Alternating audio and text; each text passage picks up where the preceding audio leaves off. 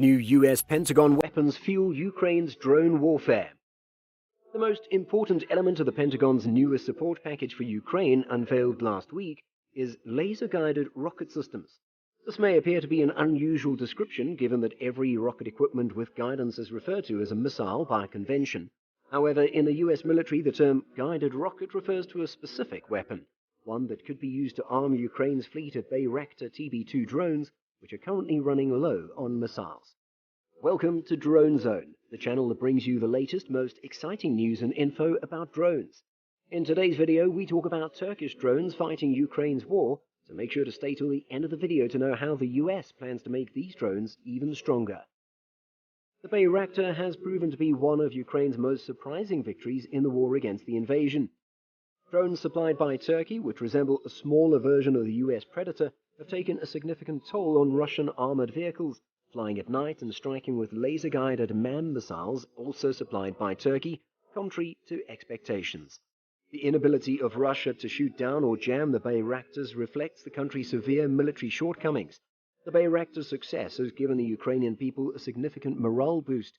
The drone has emerged as a symbol of resistance, inspiring popular songs and a plethora of memes.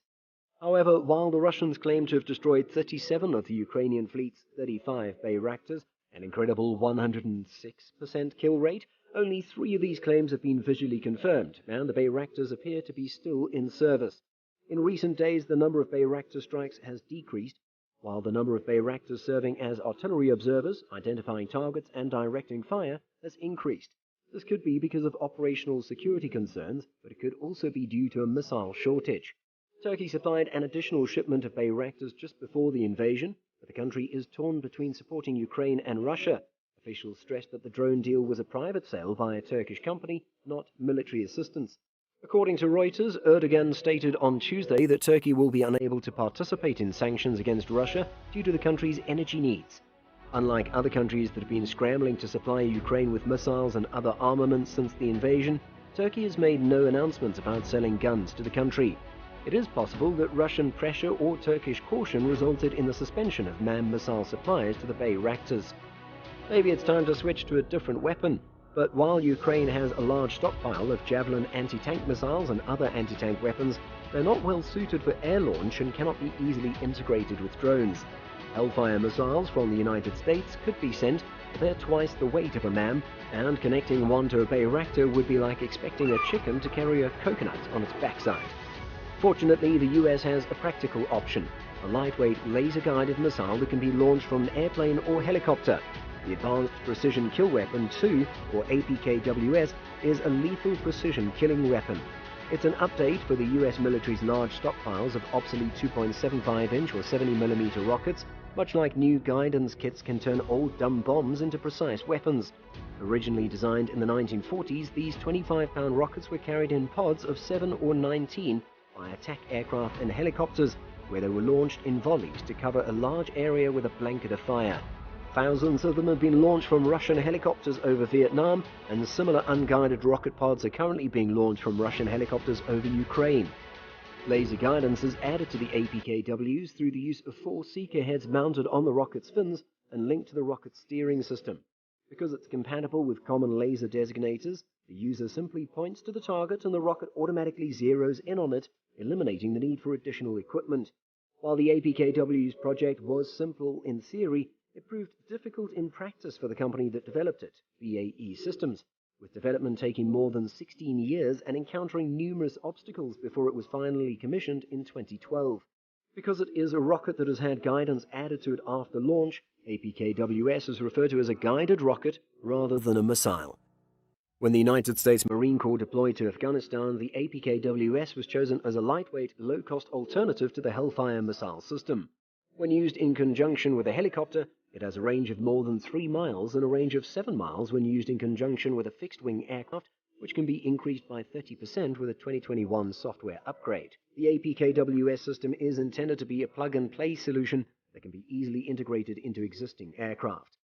In a 2012 interview, a BAE Systems official said that APKWS requires no platform integration or aircraft modifications because it uses standard launchers, And because it is loaded and launched like a standard 2.75-inch rocket, it requires very little additional aviator or ordnance crew training.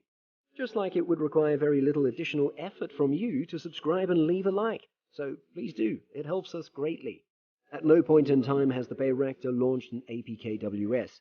However, according to the manufacturer's instructions, it is compatible with the Turkish company Roketsan's CRT missile, in that it is a 2.75. CRT is conceptually identical to APKWS. CRT is a laser-guided rocket that can be launched from existing aircraft rails and pods and is compatible with NATO laser designators.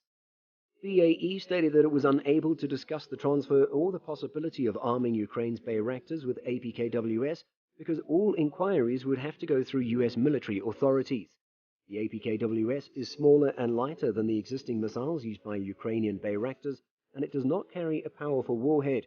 However, because they have primarily been used to attack fuel trucks and anti-aircraft vehicles rather than tanks, it is possible that heavier anti-tank missiles will not be required in the future. Because of the lighter weight of the APKWS, a Bayraktar may be able to carry 6 or more APKWs instead of 4 MAM, allowing for a more efficient loadout. Certain people believe that the US should provide Ukraine with Reaper drones, but maintenance and logistical requirements would rise as a result, as would the need for extensive retraining. Providing weapons to ensure the Ukrainian Bayraktar's ability to continue operations appears to be a good short-term solution, and delivering APKWS may be the most effective way to accomplish this. However, despite Ukrainian President Volodymyr Zelensky's plea to Western allies to close the skies over the country, the Biden administration has suggested that sending Ukraine manned fighters to create a no-fly zone over the country could raise the nuclear stress between Russia and the US. The Pentagon and military analysts have questioned the wisdom and effectiveness of imposing a no-fly zone over Ukraine or supplying it with a small number of used MiG-29 fighters to help repel the Russian invasion. However, the dean of the Mitchell Institute of Aerospace Studies has proposed supplying Ukraine with MQ-1 Grey Eagles and MQ-9 Reapers from General Atomics, as well as training Ukrainian soldiers in the use of the drones for strikes or reconnaissance and sustainment. He stated in an email dated March 17th that within a week a complete Grey Eagle MQ-1 system could be deployed to a nearby nation for training. The Grey Eagle MQ-1 has automated takeoff and landing capabilities and does not require pilot certification. It can also be operated from a laptop computer rather than a traditional ground control station, which simplifies the logistics of setting up a base. The shipment to Ukraine could be made by road using a standard container. Once deployed, the aircraft can be quickly disassembled and reassembled. To sustain 1 to 2 aircraft flying daily 20-plus hour sorties, a team of at least 4 aircraft and sensor operators as well as at least 4 maintainers would be required. That's it for today's video. Let me know if you think Russia can actually compete with US drones. I hope you've enjoyed watching this video just like I've enjoyed making it, and make sure to comment with any future videos that you're interested in watching. I'll be seeing you all soon, but until then, watch this video to learn more about the US's Switchblade suicide drones, and as always, subscribe or crash.